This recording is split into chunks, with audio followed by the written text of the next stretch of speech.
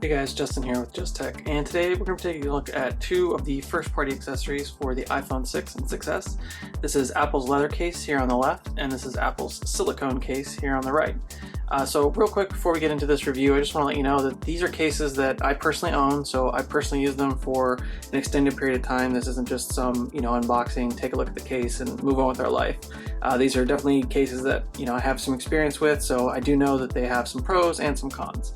So let's just jump right into it. First off, I want to start with the weight, because one thing that you'll have with a case is added weight to your phone, so you want to know what you're getting into. So first up, we have the leather case here. We're looking at about 16 grams. Just for comparison's sake, a quarter is about 5 grams. So this is about 3/4 worth of weight. And for the silicone case, I expect to see something pretty similar. 19 grams. So a little bit heavier, probably just because of the material itself. So let's go ahead and toss that aside. And next up, I want to take a look at the thickness here. So I have a caliper. Let's take a look at the thickness. We're looking at about 9.5 millimeters for the silicone case, and probably something pretty similar for the leather case. And yeah, 9.5 or so. So not too bad. These are thin cases. Something that is going to offer a lot of protection just from, scrapes and scratches on the ground. So let's go ahead and take a closer look at this leather case. So as you can see, we have a microfiber interior, so you're not going to get any scratches or scrapes on your phone from the case itself. Let's go ahead and pop the phone right into there. Now, leather cases are going to start off a little stiff when you first get them, just because it's leather. So getting this in is a little tricky in the beginning, but you basically just slide it in this way, like that, and slide it together like that. And there you go. So taking a look on the side here, you have the opening for the ringer switch, get that to focus, as well as the volume buttons on the bottom. Fully exposed, not something a lot of people are a fan of, just because it leaves you open to damage on the bottom here. Not something I've had any problems with, but just something to keep in mind. You're not getting full protection.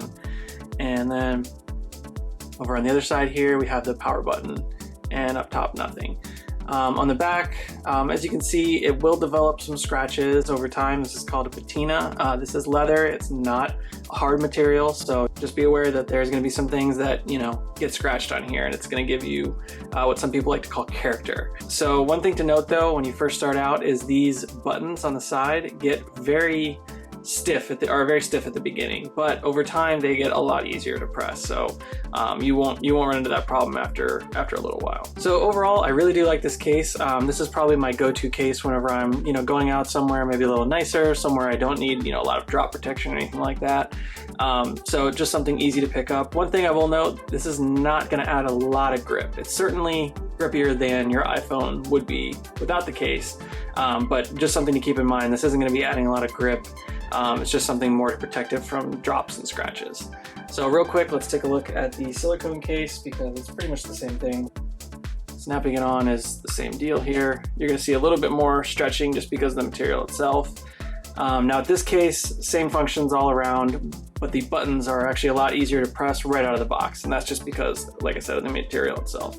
But the same overall design, so we're not going to spend too much time on that. But one thing you will get is a lot of grip with this, and I feel like you're going to get a little more protection just because silicone is bouncier. It's going to absorb impact a little better. It's not going to have, any give that a leather case would have to it. So something to keep in mind. This would probably be a good everyday case for most people. So both these cases are available in the Apple Store, and you can pick them both up for around $30 to $40. Certainly not the cheapest cases around, but they are some of the nicer cases around. They fit perfectly as you'd expect from an Apple case, and especially with the leather case, you have something nice to go out with, something that looks classy, something that looks elegant. Be sure to hit the like button if you like today's video, and subscribe to see more case reviews and content just like this.